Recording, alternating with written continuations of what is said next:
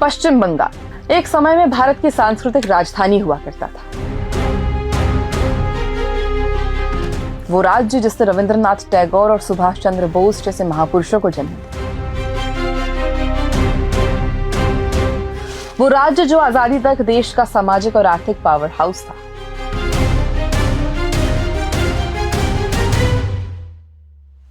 लेकिन आज इस बंगाल की पहचान बदल चुकी है। आज वहां चर्चा विकास की नहीं बल्कि डर की, तुष्टीकरण की राजनीति की होती है। अब ऐसे में आज सबसे बड़ा सवाल ये है कि जो बंगाल कभी पूरे देश को दिशा दिखाता था, वो खुद आखिर इस अंधेरे में कैसे खो गया। बंगाल की आज जो हालत है वो रातों रात नहीं हुई। इसकी नींव दशकों पहले रखी गई थी।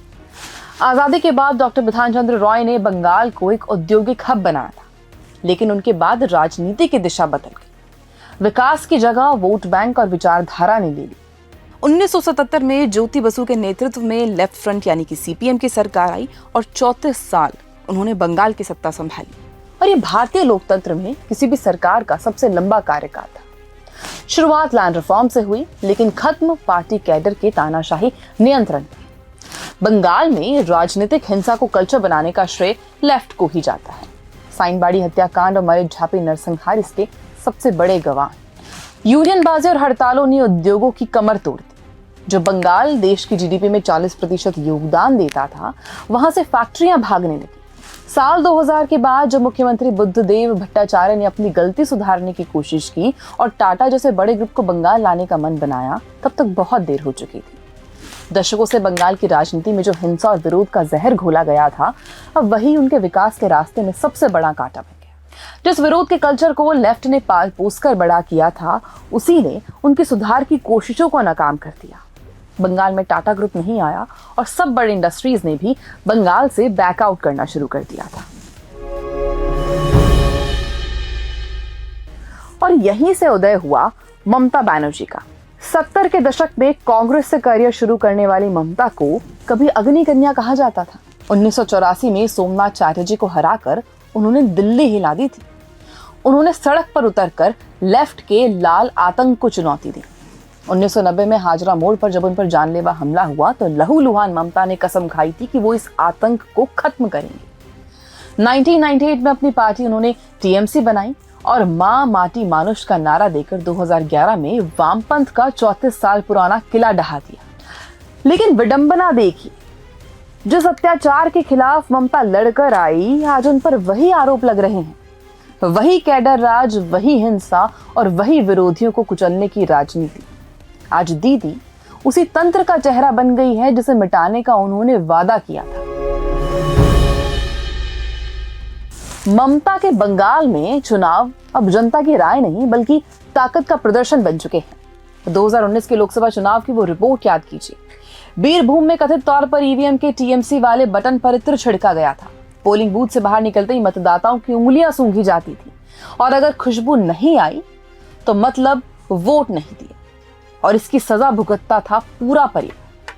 कई खबरों में तो ये तक बताया गया कि जिन वोटर्स ने टीएमसी को वोट नहीं दिया, उनकी उंगलियां काट दी जाती थी, उनके घर जला दिए जाते थे, उन्हें बेरहमी से पीटा जाता था, यहाँ तक कि महिलाओं पर अत्याचार किया जाता था। 2018 के पंचायत चुनाव में 34% सीटों पर विरोधियों को पर्चा तक नहीं भरने दिया गया। बंगाल में चुनाव के बाद की हिंसा एक डरावनी हकीकत है। घर जलाना, महिलाओं पर अत्याचार और हत्याएं, ये सब नॉर्मल मान लिया गया। और जब ये सब नॉर्मल मान लिया जाए तो ये एक राज्य के लिए सबसे बड़ी चिंता की बात है।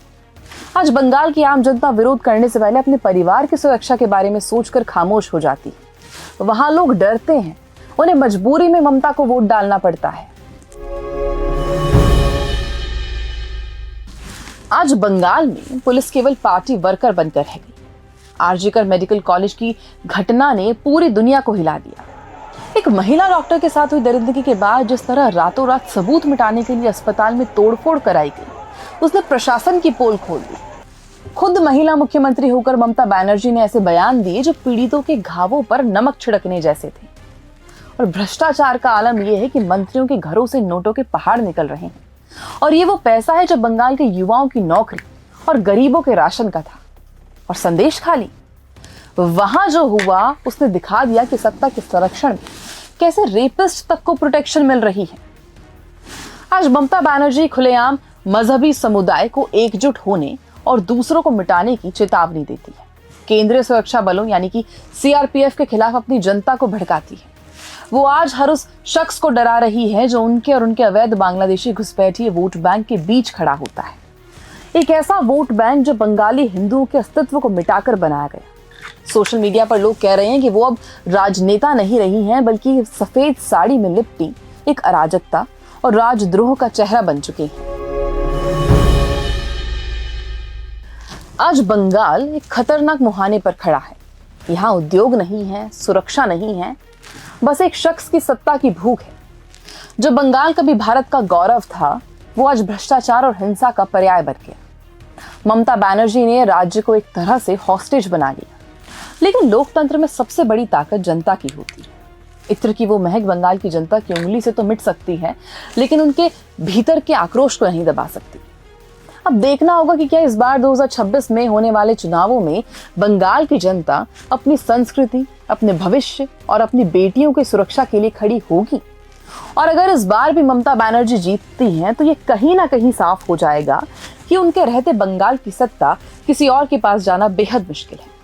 ये बंगाल के चुनाव है और इस बार जनता क्या फैसला करती है, इसका इंतजार आज पूरे देश को है।